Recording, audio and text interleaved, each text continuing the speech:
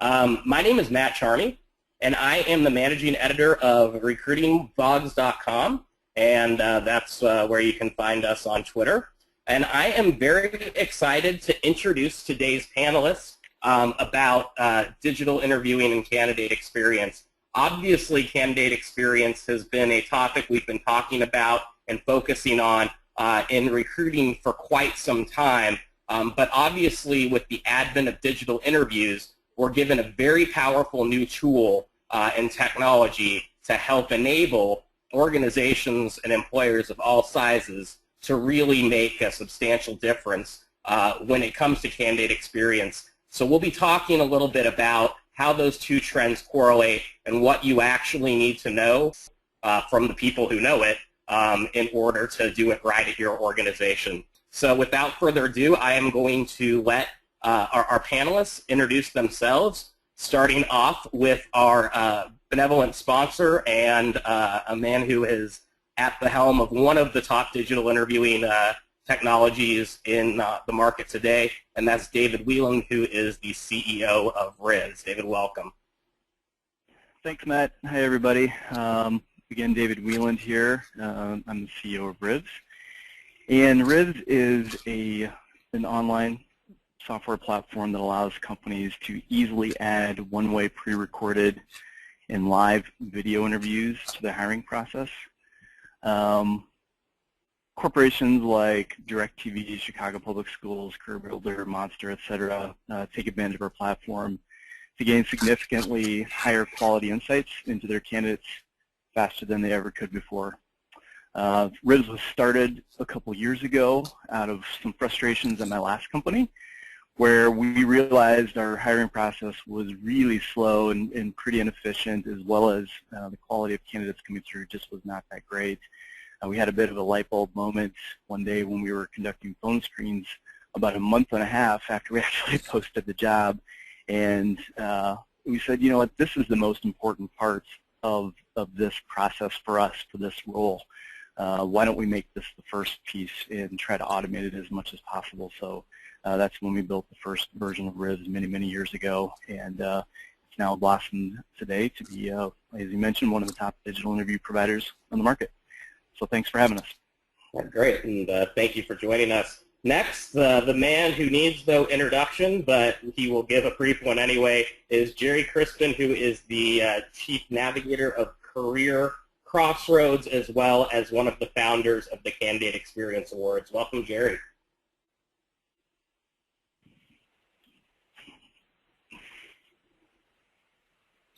Jerry, would you like to throw in a few words of background for anyone who might not know you or be familiar with your work?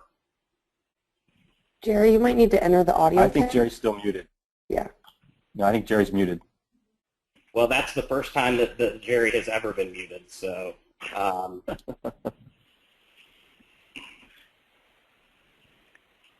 Jerry, your audio pin is pound 96 so, pound. Okay. Pound 96 pound. Obviously, our video interviewing solution not nearly as elegant as RIVS Enterprise solution, so thank you for bearing with us. We'll move on to Ed Newman, who is also one of the co-founders of the Candidate Experience Awards, and who is currently the VP of Strategy at iMomentous. Welcome, Ed. Thank you very much, Matt. Glad to be here.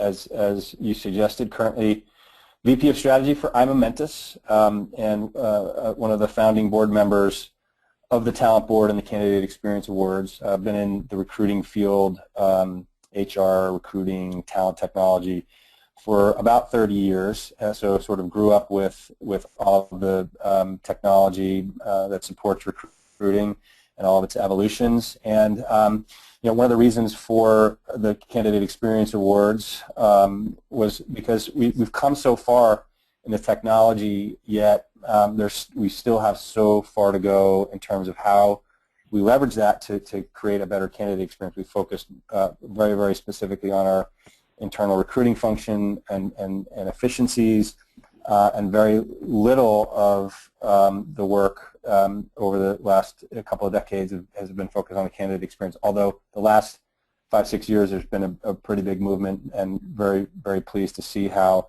the movement has grown and how far the needle has come. So without further ado, I believe Jerry is now officially online. So Jerry, yeah, I believe so. Andrew and I were having some fun talking to each other, wondering what the hell happened to that. But that's great. We're back. We can talk. So you can hear me well, right, Mark? Matt? Yeah, you're coming through loud and clear here. Okay, great. So thanks for bringing together such an interesting group of characters. I think the best way to introduce myself is I'm a lifelong student of staffing. I've really been interested and participated in different parts of the staffing space, as well as different jobs in staffing for longer than most people have been around. So I particularly am fascinated by the way in which we look at recruiting from the eyes of the different stakeholders. And the one stakeholder who has not really had the opportunity to participate in the space the way that I think they should is the candidate. And so for the last any number of years, I've been very much focused on what it is that the candidate is doing, what attitudes they have around the recruiting process, and to what extent that drives behavior that is either helpful or hinders the recruiting process, because we really need to measure it if we're going to empower recruiting leaders to go into their company and lobby for change. We've got to give them the data that allows them to do that. So that's kind of where I'm at. Great, and we'll be talking about a little of that data in a few minutes. But last, and certainly not least, we have Andrew Gadomski, who is the CEO of Aspen Advisors. Welcome, Andrew. Thank you, Matt, and appreciate being part of the panel. I run Aspen Advisors, and we're a human capital consulting organization. We tend to work with large-scale corporations, outsourcing providers, third-party staffing agencies, and we analyze their processes on how they do recruiting, talent management, onboarding. And the way that we do that is we have gotten very good at analyzing data. We tend to take disparate systems of information and evidence, pull it together, and then drive it back to the actual processes and the business outcomes that those organizations have. Part of our charge is to make sure that you've got full transparency of evidence and proof in the recruiting process at all sides. And so we work with the Talent Board and the Candidate Experience Award on taking all this different data that they're bringing in, as well as data from other third parties, and managing it, two, being able to make it transparent, and then put it in a position where those organizations who are part of the candidate experience can make improvements downstream. And so it's my pleasure to be here as the resident data geek. All right. Well, we need a resident data geek, so welcome. And speaking of that data, let's talk a little bit about what you learned today and what we hope you'll get out of this. As you can tell, obviously, with a combined close to a century of experience in this industry, these are some of the foremost thought leaders and business leaders in the space who are actually creating products and services designed to do something about what's often a nebulous buzzword, which is candidate experience. So what we actually hope that you'll get out of today is why candidate experience matters. We talk a lot about it, but what exactly is the business case and bottom line impact of it for recruiting in HR? We want to talk about how the rise in digital interviews and digital interviewing solutions really impact candidate experience, taking a look at how you can implement those technologies, as well as some of the myths and misconceptions that many of you have surrounding digital interviews and how they can best be implemented to optimize your hiring process. And finally, we'll give some tips and tricks if you do have a digital interviewing solution or considering purchasing one, how you can get that set up, ready to go for the best candidate experience and the best recruiting outcomes. So speaking of our data geek here, these are some stats that were recently generated from last year's Candidate Experience Awards. I'm hoping that Jerry and Andrew, you can talk a little bit about the data highlights that emerged from last year's study, as well as kind of the amount of data that was collected and the methodology for parsing it. So Jerry, if you could, just what were some highlights that really jumped out to you about the data that you're seeing from last year's awards? Sure. I think it would help to just set the context in terms of what the awards are, too. So I'll take just a couple seconds to do that. But it started 4 years ago. Last year is where we have a full, complete set of data. We've really completed that for this year, but we have not yet jumped into that. So last year we had about 92 companies that participated fully in not only sharing how they treated candidates from their perspective, but also looked in the mirror and asked their candidates to share their perspective about their awareness about those practices and the extent to which they impacted their attitudes and behavior. And so what was amazing was that literally those 92 companies had 46,000 of their candidates complete surveys, and to a great extent, that's a pretty good size amount of data. After cleaning that up, we were in a position to give, with Andrew's help, to each and every company that participated back information that is their practices, their candidates' practices, and a benchmark against all the companies that participated. And that's where this data comes from. So, for example, you have several different items here. 69% of candidates use career sites to learn more about the company before applying. There were some other things too. 80% of the candidates, this is one of my favorite stats because it was one of those laugh out loud moments. 80% of the candidates that applied to the companies thought that the job descriptions were useful. And when I first saw that stat, I go, that's fascinating to me. It really was a laugh out loud because I don't think they're very useful. On the other hand, it's not about me. It is about the candidates. We need to understand what it is they want, what it is they're using, how they're using it, and the extent to which they're making good decisions as a result. So 59% of candidates reported 1 to 2 interviews related to the position for which they applied. 34% said the application process took between 31 to 60 minutes. Well, actually, no, that's not accurate.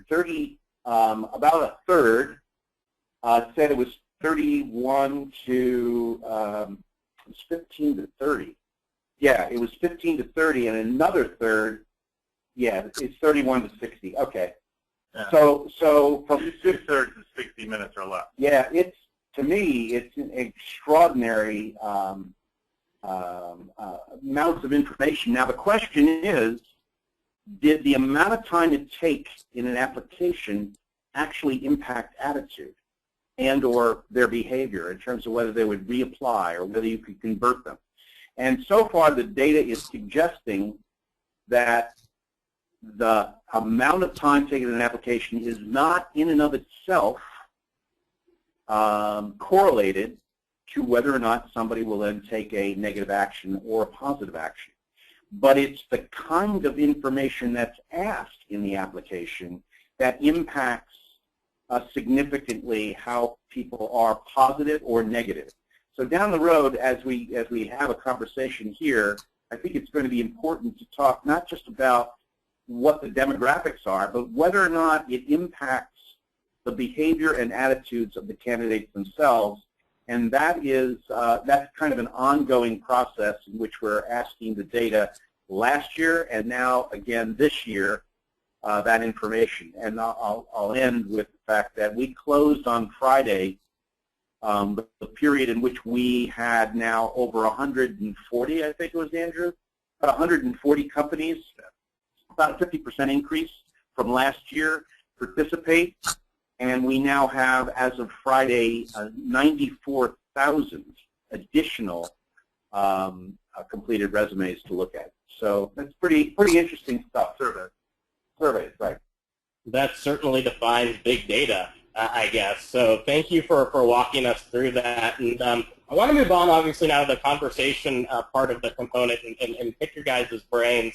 Again, if you're listening in and have any questions or comments you'd like us to relay to the speakers, feel free to use the chat window or the hashtag VC and E's. So I guess starting off, we're obviously talking a lot about candidate experience, and that seems to be one of those phrases that's quite subjective and amorphous, which it means different things to different people. I guess starting with you, David, in your mind, what is candidate experience, and what does that mean to building your strategy and product at RIVS? Yeah, I mean, candidate experience speaks for itself, obviously, but the way that we look at it is, what does that candidate walk away with? What perception of the company that they're applying to? What is the perception of that company that they leave with? And is it a positive or negative one? And as we've discussed, depending on which it is, they will share that with their friends. They'll share that with their colleagues, and certainly, if they're a consumer of the product of the company that they're applying to, that's going to affect their buying decision, maybe not today, but down the road. So again, I think just the experience as they interact with the company, if there is interaction, and during the hiring process. Great.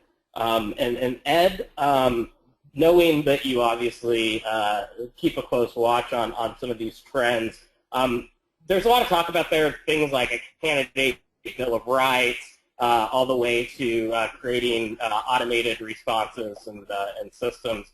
In your opinion, knowing that there has to be an alignment between job seeker expectations and recruiting realities, what, at a minimum, do you think the candidate should have to expect from employers during the hiring process? In other words, what's the benchmark for, I guess, a solid candidate experience?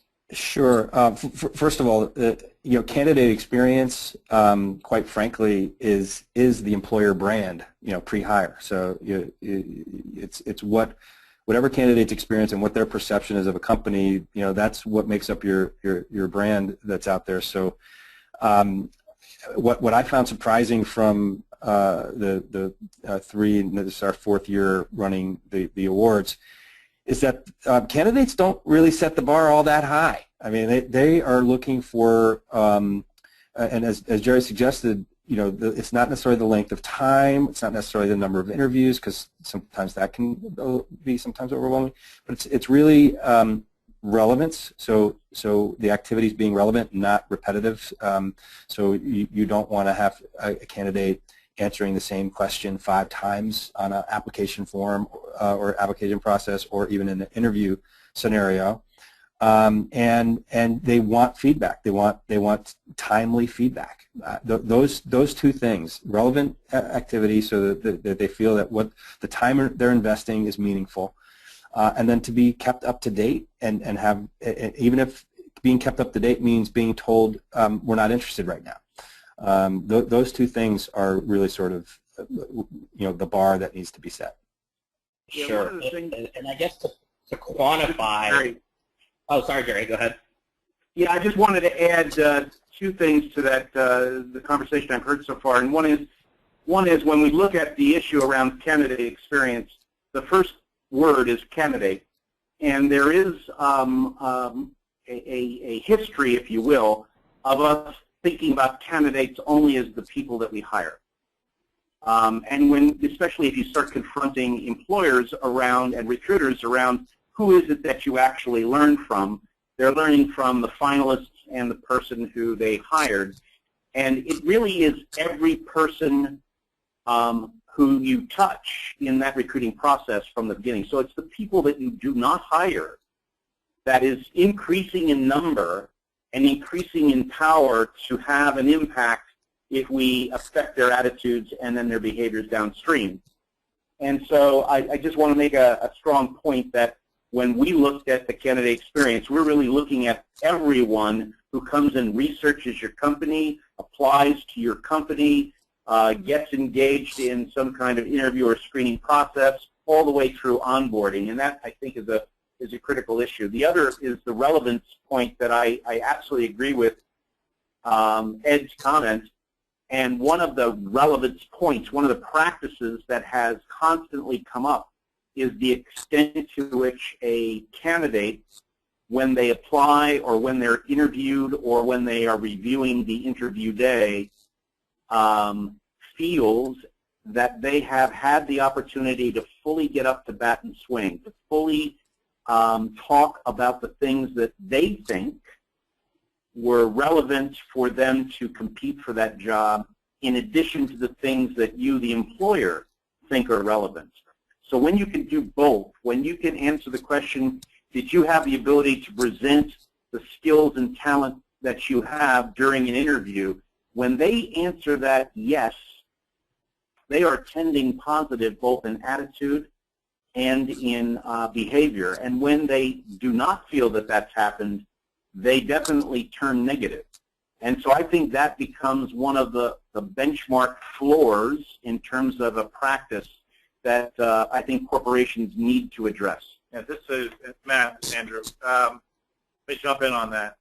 This actual topic that Sherry brought up about being able to present your skills and really take a swing at a pitch really is one of the key measures that we found correlates to a high or a good candidate experience from a company. The same companies that present, make someone feel that they're either very satisfied or they're satisfied with how they were able to present themselves, that group who scores well still may not provide very good feedback. Statistically, they haven't. They haven't given the candidate a concrete reason necessarily at 100% why or why not.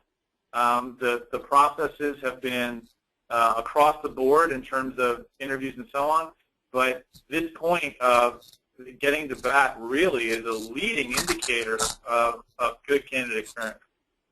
Sure. Great. And I'd like to address this question to Ed and Jerry in particular, knowing that you both founded the Candidate Experience Awards. You've been working on this issue for many years. Why do employers still suck at it? We've been talking about this forever now. Go ahead, Ed. Well, the bottom line is the bottom line. I mean, employers tend to focus on things where there's a very tangible financial impact, and the school of thought up until these last 5-6 years where this movement has been evolving is that candidates want to work for us, they'll jump through whatever hoops, whatever gauntlet we put in front of them, and if they don't have a good experience and we have a job for them in another 6 months, they'll come back. If they really want a job, they'll come back, and that's sort of been part of it. The other part is we've been just so internally focused on our own processes and getting that straight. There just hasn't been enough attention. But what this movement is about, and what the whole purpose of these awards is to put the spotlight on it and to create the body of knowledge and the stories to tell, as well as the data that we think will inevitably support a bottom line impact. This is the most ignored customer base on the planet, right? And we all know customer sat drives bottom line results, and we're going to see the same type of correlation here in terms of the way you treat candidates will definitely have an impact on your overall business. So I think as there's a recognition of that, we'll see much more investment from companies, and we're starting to see that now. Sure. Andrew, just from a data point perspective, I know that I've seen some data correlating bottom line returns and candidate experience. Can you talk a little bit about some of those findings statistically? If I was building a business case for candidate experience in a business and trying to correlate that to actual bottom line results. Yeah, what we need to be able to do is make some interesting links that show up statistically. So we need to be able to say that there's a group of practices that impact the attitude of a candidate and then the behavior of that candidate follows, that has an impact on the company's bottom line. That's where that ROI is going to come in. And that's kind of what we've been trying to do for the last 4 years, and what we're finding are some very interesting pieces of data. So for example, if some of the pieces that the practices that we've been talking about, in fact drive that attitude, the behaviors that we're seeing and trying to measure now are whether or not an individual would reapply. In terms of going out, getting additional skills, competencies, et cetera, coming back and reapplying. And what we're finding is that if we have treated that candidate well, about 60% of them would come back and reapply for the right position where they felt that they were capable of competing for it, even if they were told no the first time. And if they were not treated well, only 5% would. Now, I can do a little bit of a conversion as to the impact that that has on you as an employer, in terms of now the cost of going out and finding more applicants to replace the folks who might come back, who were impressed with who you are and what you're doing, and realized that they didn't have yet the skills or the education, knowledge, and experience to be able to do the job. So that's one of the things. We have an additional behavior of whether or not an individual would refer other people to the company. And in the customer side, Net Promoter Score is based on a question related to a very similar question that we asked in the Candidate Experience Awards about whether or not you would refer someone else. And we have 4 answers that you could possibly have. One of them is, I go out of my way to refer someone else who is high quality to your company, something like that. Or I would go out of my way to discourage other people from applying in your company. And what we found is that if we treat those candidates well, if we can identify those clusters of practices that drive the positive side of that behavior, and you do as a company, you have something like 38% of the candidates who are treated well will go out of their way, not just neutral or yes I will, if they go out of their way. And if you treat them poorly, a quarter of all of those people will go, so 25% of all of those people, I think it was 27% last year, would go out of their way to discourage other people from applying. So you can, again, if I give you the data for your company, you can start putting some numbers, serious numbers, about the cost of recruiting not only the people who you hire, but handling the people you don't hire in such a way that it adds value to your recruiting process. And you could put a dollar number on that. That's going to make a difference. Great.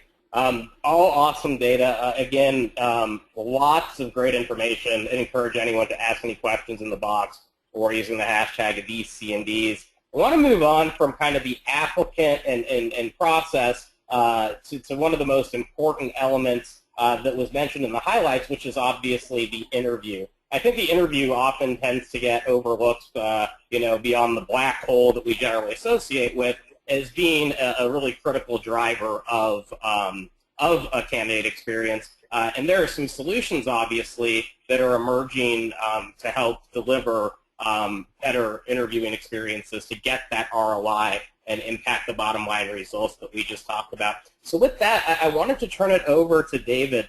David, I guess, very high level, in your experience, what is the impact that you see of interviews on the overall candidate experience, and what, I guess, impact or correlation have you found that making those interviews digital has one way or the other on that overall experience? Yeah, so I'll tackle the first piece. I mean, I do think, and these guys I'm sure can speak more eloquently to this, but it's clear the interview process has a huge impact on candidate experience. I mean, I'll just start with a quick story of my own job coming out of college.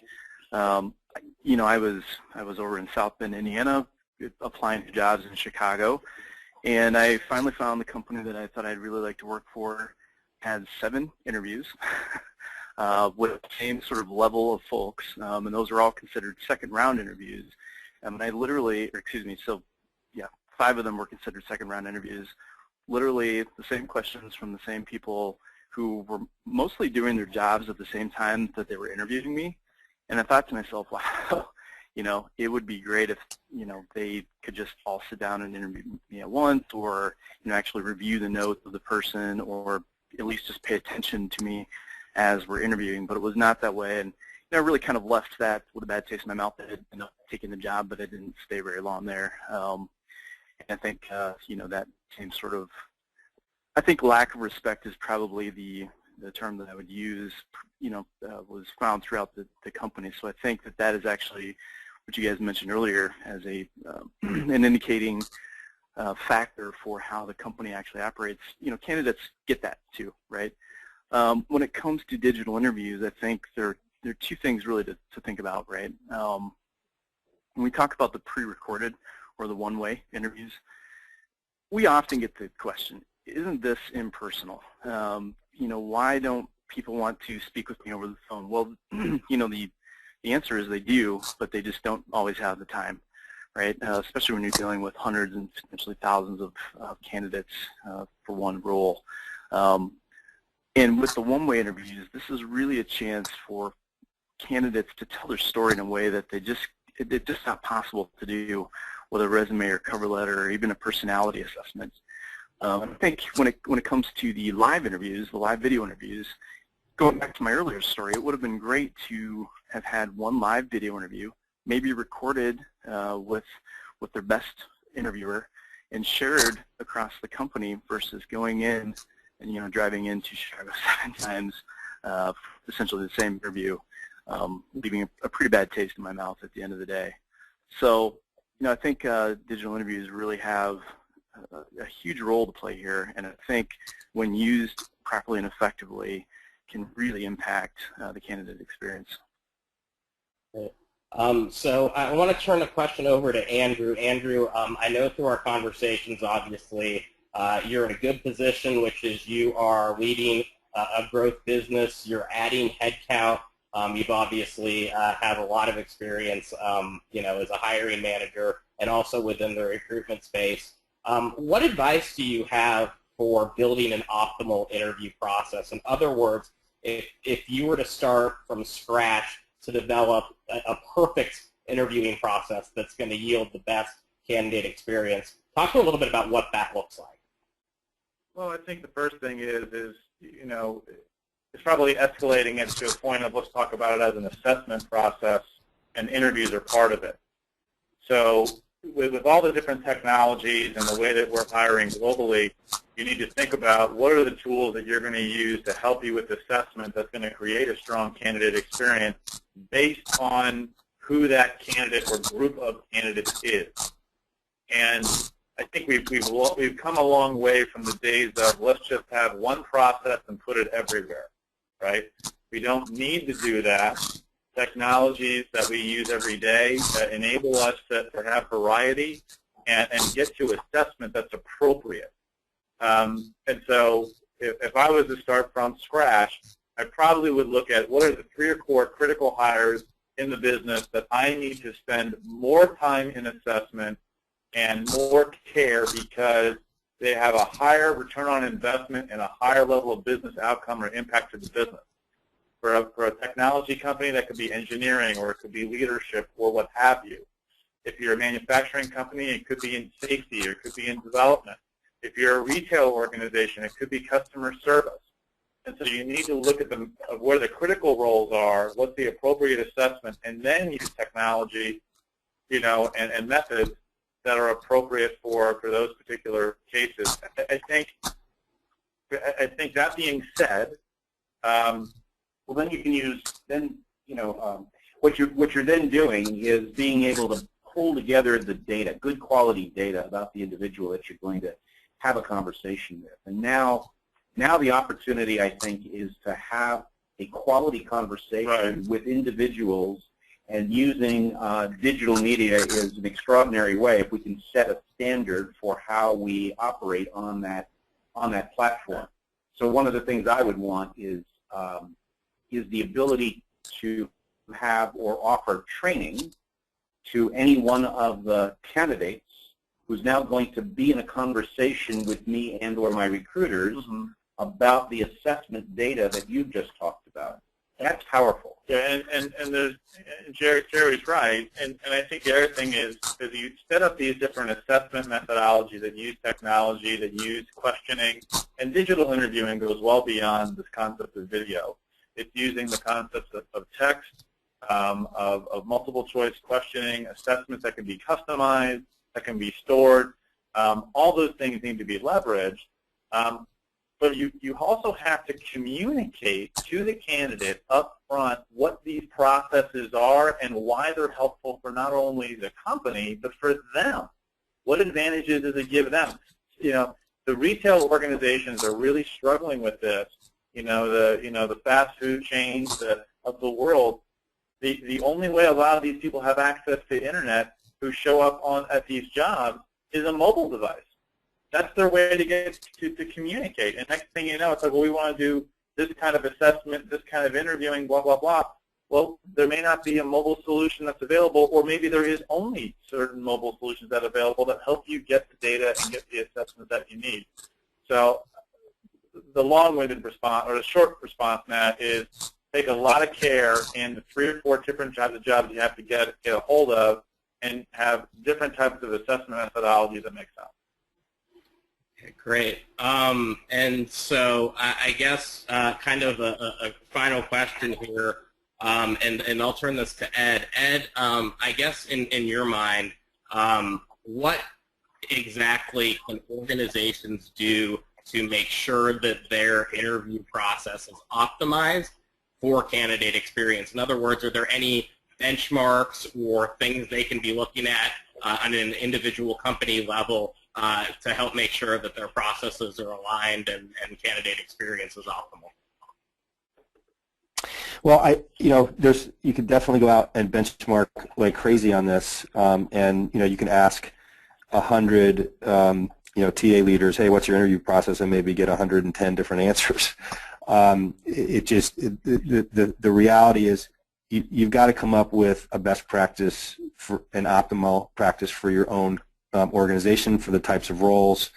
And so the most important aspect, and I mentioned this earlier from a candidate's perspective, is they want to make sure that what they're doing is relevant and that there's clear communication. So Andrew, you said it very, very well, that you if you're pushing digital interviews, let's say the one-way recorded, make sure you got to be communicating why you're doing it, and typically a one-way recorded interview is logistically it might be very challenging for schedules to align, and it's a way for the organization to move quickly and for the candidate to get their information in front of decision makers quickly. So you got to communicate that, give them I like the idea of letting them practice and get better at it. I think over time, as millennials start becoming a bigger percentage of the candidate base, there'll be less concern about talking into webcams, but that's a new skill for a lot of people, and making sure that people have the adequate support and opportunity to feel confident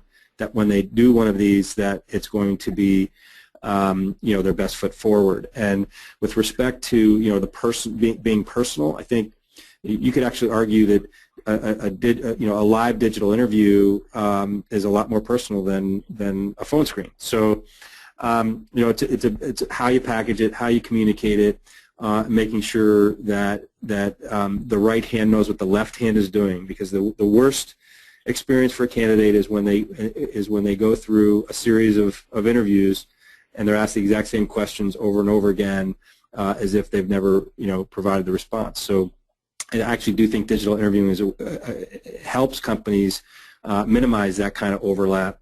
But again, it's all about being very clear and communicating so that a candidate it knows that the investment of time that they're making is a good investment of time, and it's not just being squandered. Sure, and I we keep talking about being good with feedback and communication. So I just want to ask, in terms of closing that loop, obviously you slate 5 candidates for an average requisition. Only one of them gets a job out of the 5 who've interviewed. What advice do you have for giving feedback, and what specifically should employers or recruiters focus on when giving that feedback to a candidate that's not selected, given the fact that I think a recurring thing that I hear is that a perception that no news is better than bad news? And I'll turn that question to Jerry, actually. I love that question. I think it's kind of fascinating to me.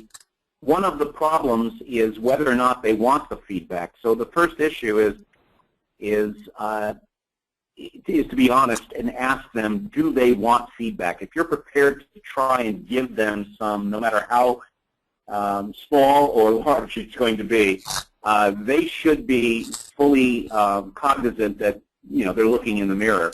I know that one company a year or so ago, Chris Hoyt at PepsiCo, had offered or gave feedback to a group of about 100 candidates unsolicited, and found himself responding to a lot of concerns on their part because no one had ever done that before. So the first issue is candidates get so little feedback that the shock of getting it is a big one, and they should be prepared for that. Second thing, there has to be training. You cannot give people feedback that is reasonable, that you can point to and measure, unless you've been trained to do that. Otherwise, you're making up stuff about attitudes and things that are not that easily measured, and not giving good examples of that. So you're just not doing it well. I would focus, and again, it's a training issue. You need to focus in on very specific behaviors, skills, or knowledge that can and were observed that have to do with your success in doing the job. So it has to be bona fide. You cannot be giving them feedback on stuff that is outside of the parameters of the job. So fundamentally, you have to focus in on that, and if you have not done it and done it well, and most recruiters have not been trained to do that, they're not going to be doing it well. So the first issue is whether you want to do it, at what level do you want to do it, and then train individuals to do it and to do it well. Intuit is a good example of a company that is in fact training recruiters to give feedback to internal candidates only, and I think that's where I would start. Once companies are focused in on making a commitment, at least for the development of their own people, to give them feedback, and if you have to hire coaches to help you engage in that process, then you can decide on whether or not there is a value in giving feedback to external candidates, so perhaps they would know what to go out and get before they come back and reapply and compete successfully. So those are some of the thoughts that I would have. I don't think this is an easy shift. It's not going to happen in a lot of companies. The concern from a risk point of view and a legality point of view is very high for a lot of corporations, but the reward of being able to do this well would differentiate you in a competitive environment overnight. Jerry, I agree 100%, but I also think even with those organizations where the risk is perceived too high to make a move, they could still improve upon the standard communication of thanks but no thanks, right? I think one of the big, right? That's a great point. One of the big pitfalls, especially with all this great technology that we have. I mean, it was better back in 1990 when we sent postcards. What companies are doing with the technology is they set the rec up to do auto closeout correspondence, and so you might have made a decision on a candidate, but they don't get that correspondence until the rec is filled, which could be after many, many interviews, after a decision to make an offer, and then when that person comes on board. So some of the stories and anecdotes that I've heard is that candidates might, 6 months later get a reject, and sometimes they get that reject letter after they've been hired for a different job within the same company. Here's an easy one that could change, and it's really a matter of making a decision to do it. The fact that you get back to a candidate at all saying that you have the job or you don't have the job, it's closed out, is feedback, even if you're not going to go any further than that. And at the very base, there is absolutely no excuse for doing that. However, most corporations have they're silver medalists. They've gone through them. They now have made an offer to Joe Matarazzi, and they have to decide whether to tell the other 4 that they have made an offer and expect it to come back. And I will tell you that most companies will not tell the other 4 silver medalists until at least that individual has accepted. And even when they've accepted, they tend not to want to tell them until the person actually comes and is on board. Right. And I don't think there's a legitimacy around that. I think fundamentally that's really where this black hole gives us a bad name. We really need to step up and be more transparent that fundamentally you are among the finalists. Here is here's what you've had. Here's what we appreciate of where you are. And yes, we have an outstanding offer to someone else, but we felt that it was important to let you know at this time. I am convinced you would win huge goodwill from those candidates who then would want to potentially reapply, because many of them might be folks you would definitely want to hire down the road, rather than those who are going to suddenly turn negative on you. I think, Matt, to jump in on this one, is we got caught up many years ago as we started using technology with this concept of the funnel, where we have these visuals where we have all these candidates coming into the top of the funnel, and then what comes out is like this perfect candidate at the bottom. And the thing is that recruiting produces a lot of effort that's not highly leveraged long term. And so we know that we have 50 people who are going to apply.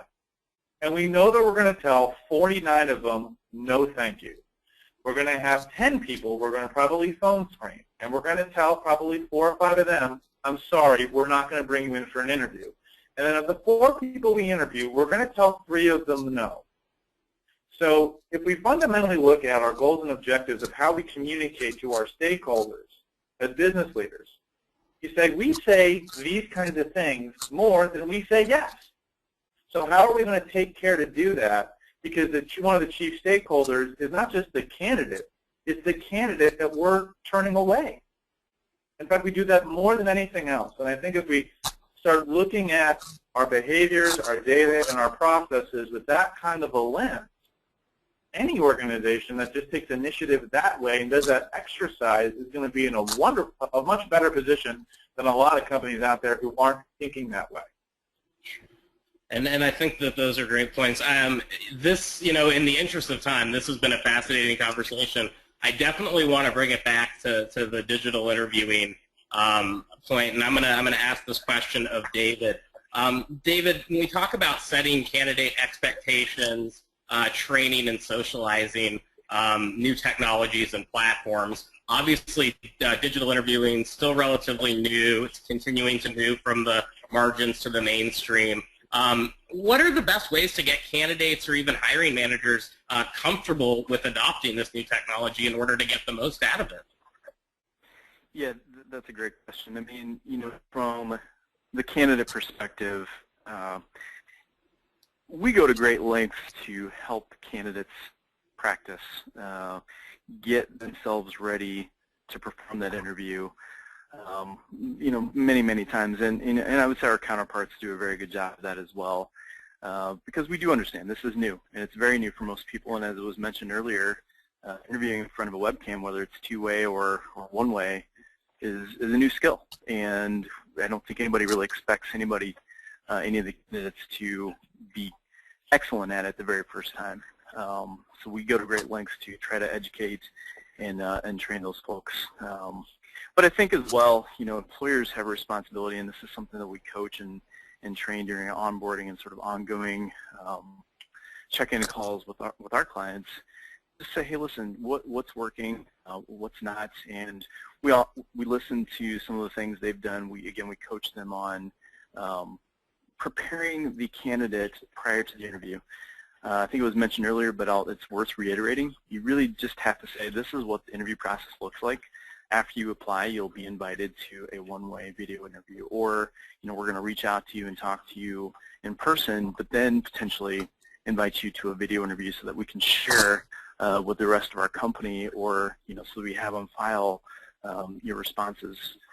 And I'd say, from the hiring manager perspective, that's a really interesting question, because it is a challenge. I think even from an employer's standpoint, they've got this great new tool. Actually getting people to use it and really see the benefits of it can be challenging sometimes. We have, at RIVS, we have, again, a pretty robust onboarding and ongoing training platform and process. But beyond that, we even have folks use it internally, as was mentioned earlier. We have some companies sending internal surveys to one another, or they'll use it for internal assessments.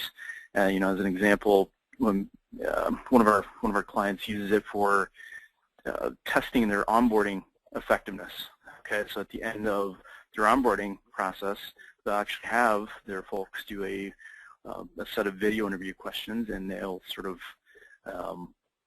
rehash what it was they learned, how was the onboarding process, get some feedback, and so on and so forth. But I think just sort of getting hiring managers and users' hands on it, getting them to use it a little bit, it really goes a long way in terms of adoption. So just, I guess, finishing up very briefly, we've talked about a lot of these points about quantifying and measuring candidate experiences, but I do want to turn this over to Andrew to just talk about what, I guess, what data points are you seeing companies collect in aggregate to determine the efficacy of their recruiting programs, and how do you see candidate experience fitting in both in the short and long term? I think one of the things that we're starting to get excited about is how companies, especially those who already have a way, they have a more formal relationship with their customer base, whether they're retail or they're banking or they're an online retail or an online organization. They're starting to understand, are the people who are applying to their jobs customers, or are the people who are applying to these jobs have a relationship with us just in social media as consumers? And I think that correlation is starting to drive a conversation around how are we treating people in terms of employment that do business with us. And I think that's very exciting. That's a big data play. That's not easy stuff to do, especially if you have tens of thousands of customers like a bank. But it's a move in the right direction. I think the other thing that's interesting to see is we're seeing a lot of relationships between the financial data and costs associated with recruiting become much more sophisticated. And as things become more sophisticated, we're starting to ask questions of, well, how many people are we really talking to? Why are we talking to them? What's the ROI of the cost, not just per hire, but per interview, per screen, per applicant, per reach out? And that's starting to change the way we're thinking about driving the candidate experience and how we use technologies and processes differently to drive value at the incremental level that overall this really adds up. Those two things around more sophisticated financials and more sophisticated relationships with your customers seems to be on the rise and very effective. Great. So I have some questions here from the audience. Do you think we can just pop one or two of those? Yeah, absolutely. Thank you, Anna. Oh, you bet. So Denny says here, what about the legal implication of giving feedback? Many legal teams throw upon this. This, I guess, is the feedback, not just a yes or no, but why you didn't get the job, for instance? Well, it's just it's a total issue around risk, and in a litigious society, the more information you have from a lawyer's point of view, the more likely you can be sued, and companies fear suits more than they are concerned about it when they are sued. But the point is, we have to get over this risk issue and focus in on some of the reward issues. And in my opinion, especially in a competitive environment, the rewards outweigh the risks. But you have to mitigate that risk by having solid training. And it's not it's not the way we've done things in the past. So we have a tremendous inertia in this area, but we are going to see more and more companies show that they make a winning play by providing at least some minimum level of feedback. And companies that, I think to this point, companies that have a little bit more sophisticated assessment process that's focused on the job or job family are much more armed to answer these questions with more robust details. They can talk about assessments that they use, and they can be much more objective. I think sometimes this issue comes up because we fear that what we're saying is subjective and then open for discussion versus this is our process and we have certain gates that we pass along. Here's the feedback of how you performed. That's fine. Right. Combining multiple assessments with interviews as an assessment, I think increasingly will have extraordinary value. Other countries like Australia are way ahead of us when it comes to this. So we have been behind in part because of our fear of almost doing any kind of data gathering. And I think we're starting to get over it. And I think that we're also going to favor digital interviews because you can set a more consistent standard platform as well as potentially archiving that data of the interview. And I think that's going to be powerful for those companies willing to do that. So I'm a fan of digital interviews for a variety of reasons. And I was in a room not long ago when with 40 companies, 4 of whom, so 10%, said we have not yet done a digital interview because of our fear of litigation. And 4 companies on the other end of that normal distribution said we have done enough digital interviews that we are now so comfortable that we want to create a common platform for how we engage our candidates, and all interviews will be digital. Sure. And with that in mind, we're running up against the end of the hour. I know there are a lot of other questions. So before the recording shuts off, I'd like to thank our guests for their time. Great insights and conversation, particularly RIVS for helping us with this event. And just want to let everyone know, if you do have questions, please email those and we'll answer them. You can email matt@recruitingblogs.com and I'll get them to the correct speaker. And a recording of this webinar along with a deck and some of the top-level takeaways will be sent to all attendees and posted online within 48 hours. So with that, thank you all for attending today's Recruiting Blogs webinar, and appreciate a great conversation and lessons. Thanks, guys. Thank you.